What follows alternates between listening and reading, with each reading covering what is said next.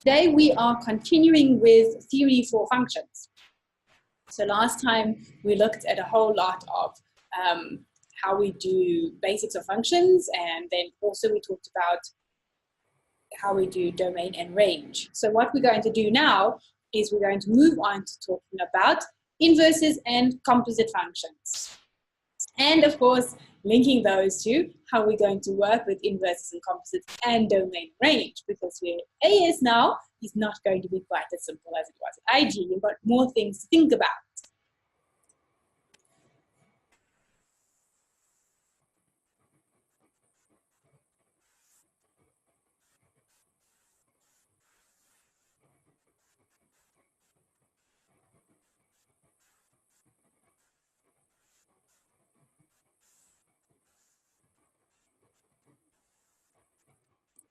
When we talk about composite functions and inverse functions, we are talking about how we're building new functions. So we're taking our original algebraic expression and getting something new.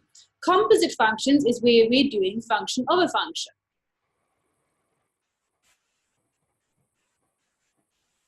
So we are combining algebra.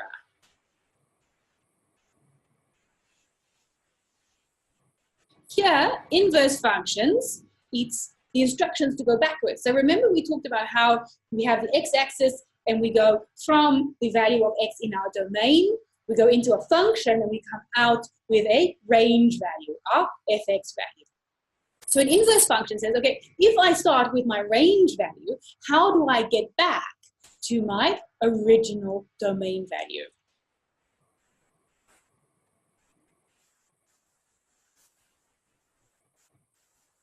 So if I had x plus 2 and I started with 3 and then I got to 5, how would I go from 5 back to 2? So the thing to remember with all of this is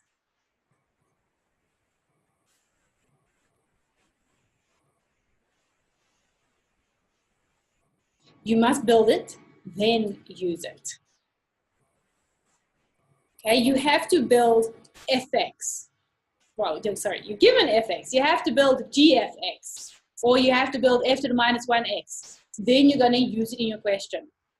So there's some weird, strange, odd, sort of shortcut ways, because we're not going to let you fully understand it, approaches that you use at IG. And if you use those same approaches at AS, it's not going to work. You're not going to get your marks. Well, it will work, you'll get an answer, but you're not going to get marks, because the idea now is that you really actually understand what's going on. You understand what you're doing, why you're doing it, and therefore you do it properly. We shall start by talking about composite functions.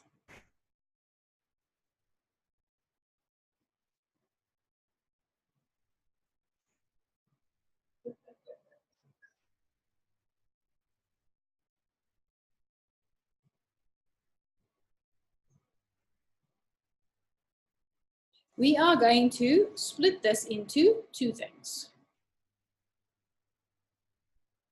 So first off, we're going to talk about technique.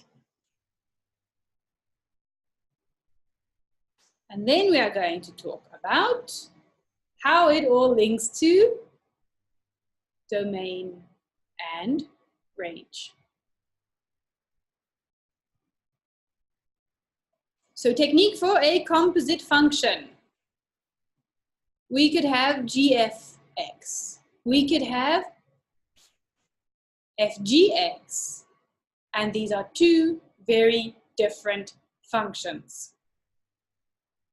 We always read from right to left.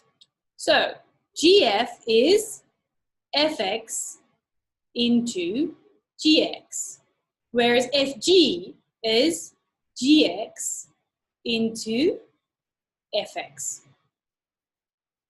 So for example, if we had fx equals x squared plus 2x, and we had gx equals x minus 1. We shall be good students,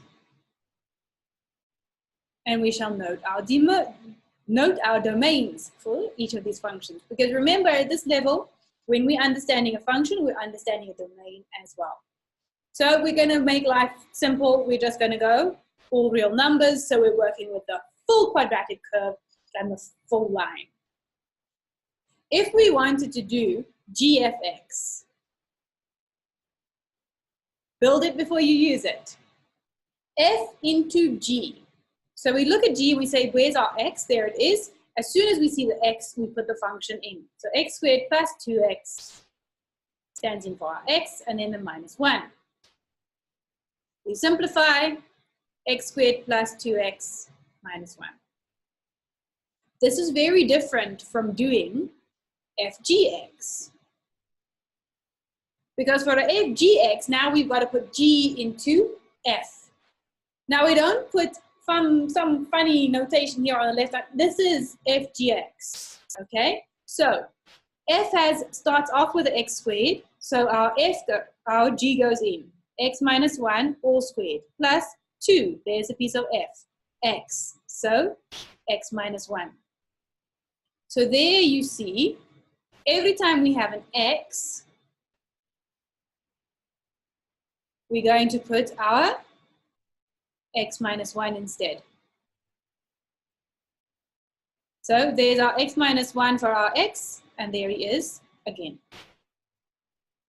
We can then simplify this one. If we expand our bracket, because we're going to have an x term from here, we're going to have an x term and constant term each, so we want to be able to simplify that.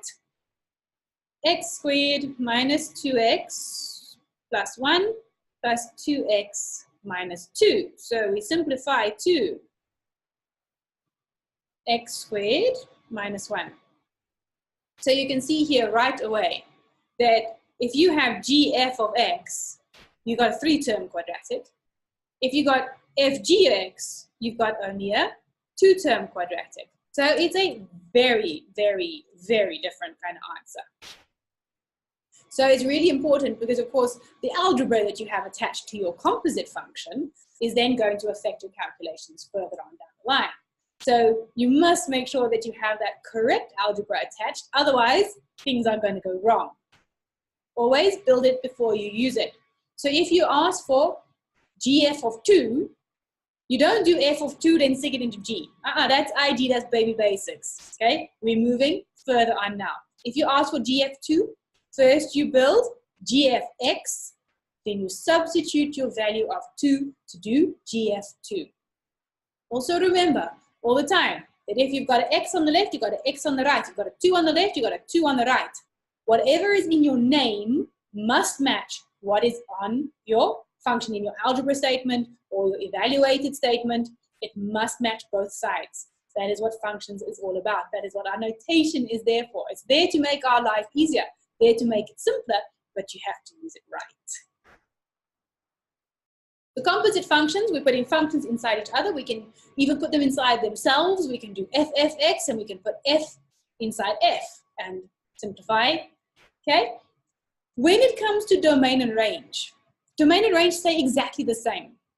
Okay? Domain is still everything on your x, whatever goes into your function. Range is still whatever's spitting out of your function. It's your vertical axis. Remember, domain sits nice and flat. Range has that G that drops down. So domain is horizontal. Range is vertical. What goes in to what comes out.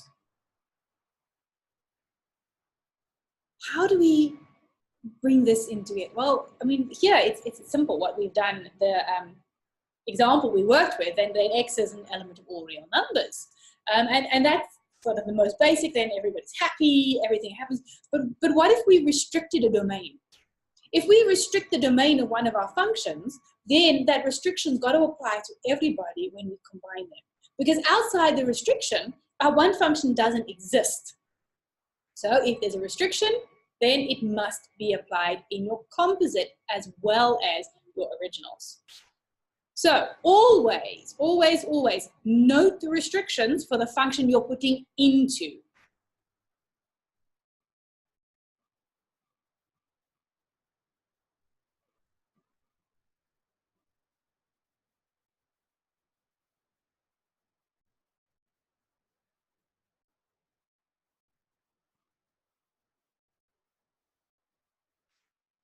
Okay, so for example, if we had gfx, what we're saying, if there is a limit on gx, right, the domain of gx, the range of fx must fit into the domain of gx. So, range of fx must fit into the domain of gx. If we had it the other way around, if we had fgx, what we're saying here is that the range of gx must fit into the domain, whoops, if you can spell domain, of fx. So we've got to work through these functions together. We've got to understand that it's one simple process. So in order to make our range appropriate, maybe now we have to limit the domain of our fx, or the domain in the second case of our gx, so that we spit out an acceptable range for the domain of the second function. So if we want to put this into numbers, some people like to see it in numbers. If we say that gx has a restriction, let's say gx is still our x minus 1, but now we have x is less than 4. So there's my mistake. This shouldn't be gx anymore, should it? As soon as we change the domain, we change the name of the function. Because when we're changing the domain, it's not now an infinitely long line. Now it's a piece of a line. Well, one side of an infinitely long line, because we've only got one restriction on our domain. But that makes a big difference, okay? There are values for which this line does not exist, in which case we have to give it a different name. So if we were to build them, sorry, what am I doing? If we were to build hf of x, we would have to bear in mind here that we've said hx is less than 4. So fx here must be less than 4, because the range of our first function must fit into the domain of our second function. Let's write it like that. Range of our first function, first one being the one on the far right, must fit into domain of our second function.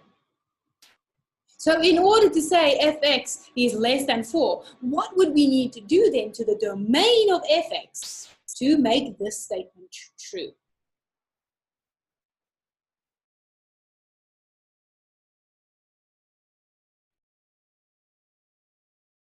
Adjust, restrict.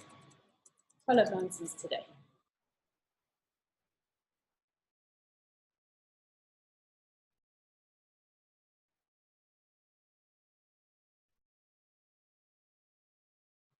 So in order to ensure that, we would then have to go and restrict. So we'd have to look at fx less than 4, but now we can do that. Because remember, wherever we have a function name, we can replace it simply with the function algebra.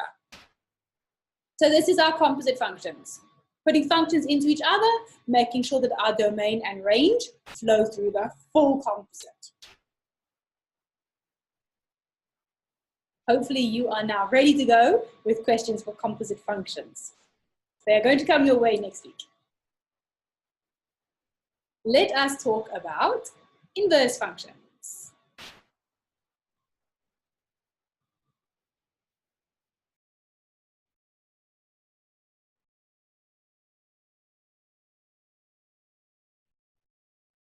So at IG, you also do inverse functions. And they gave you silly little functions, and they said do an inverse, and you said, da da da, reverse algebra, done, I can do this in my head, life is good. They never really got into the grips of it unless you had a fantastic teacher who went beyond of what you're doing and why you're doing it. Okay, so now in the CambriLearn course, this is 2 lessons. There's lesson 35 and lesson 36 just to do inverse functions. But you've got to really understand the theory of what you're doing as well as the techniques behind it. So we're going to do the same split here between technique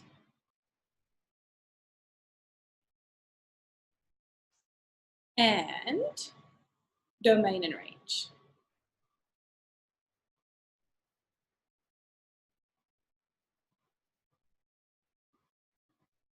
And hopefully I will make it through in time so that next week we can just continue with past paper questions.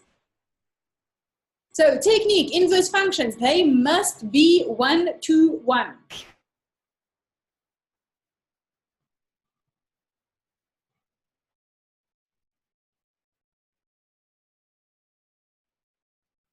If you have a many to one, you've got a problem, okay? Because which direction do we go? When we leave our range, do we turn left or do we turn right? Who knows? So if we have a 1-to-1, we know we only go in one direction when we leave our range. So linear, they work, it's fine, fantastic. So linear functions, we good. Which is why so many of your IG functions were linear. If it's not a linear function, you are going to have to restrict that domain. You're going to have to cut out a piece of your curve to make it 1-to-1.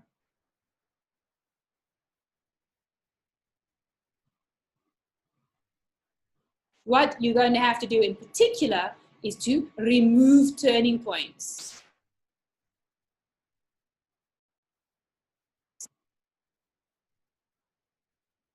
Because if you have a curvy graph and you cut out the curvy bits, oh, magic, we have a 1-to-1 in the middle. And then we can work with our 1-to-1 for an inverse. So this then, next piece of the theory, which of course, again, I say this is a full lesson. So if you haven't done this lesson yet, there will be more. Inverse functions are based on a really beautiful relationship. It's based on the reflection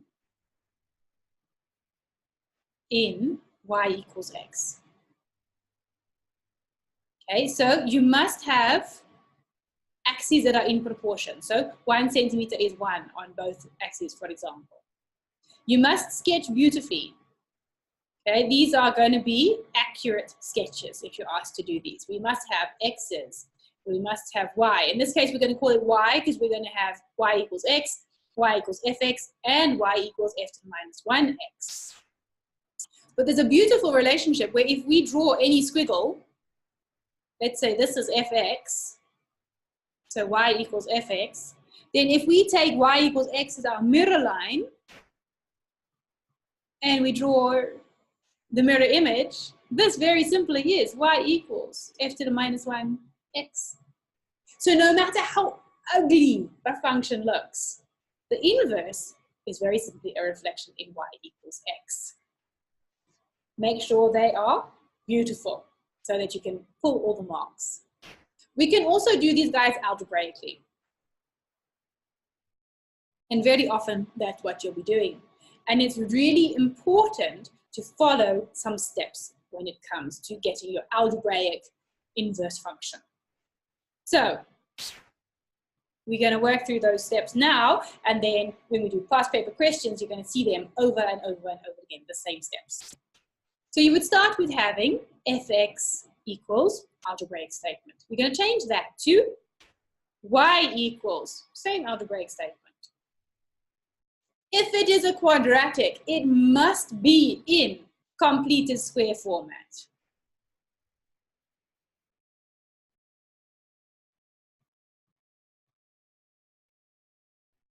Then you're going to make a little statement. You're going to say, for inverse. Because the next thing you're going to do is something slightly cuckoo. You're going to swap x and y.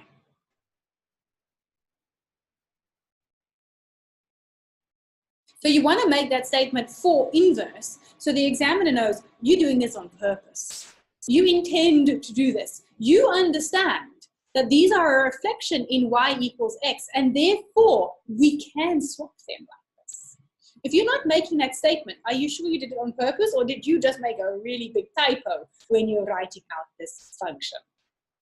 Okay, so swap x and y, then you're going to do a whole lot of algebra so that you can rearrange for y equals again. You are going to take a note that when you take a square root, you have two answers every time. At the end of the day, you're going to choose one of those answers. Is it plus the square root or is it a minus the square root? Based on your understanding of the function. What piece of this function are we looking at? What piece of the curve? What's happening with our curve? And the last thing you're going to do is you're going to state f to the minus 1x in full, with whatever domain statements they ask you for in that question.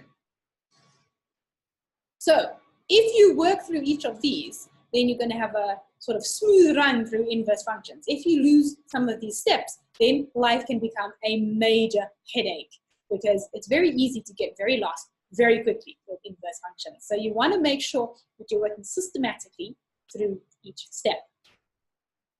So I've already made a mention here that when you're stating your inverse function, you're going to have to state your domain. So where does that come from? That also comes from understanding your function. Remember that we said the domain goes in and it comes out the range. Inverse function gives us the reverse.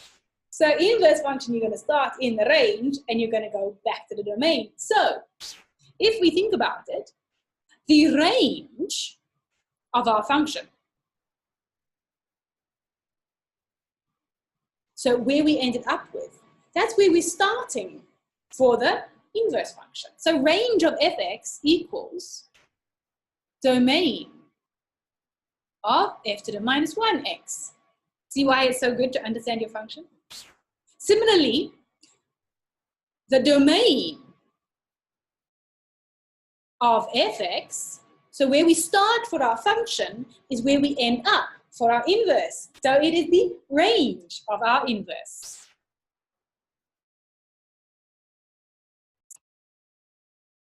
Remember, the domain is always where you start. It doesn't matter if it's a function or inverse, it's our starting values. Domain is starting values. Range is outputs. It's what spits out. It's where we end up. That's our range.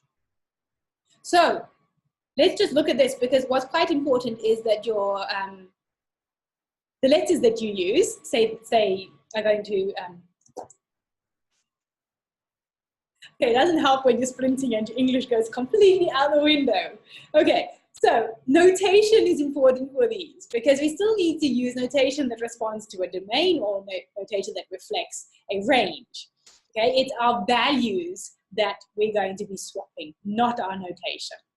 So if we have a function,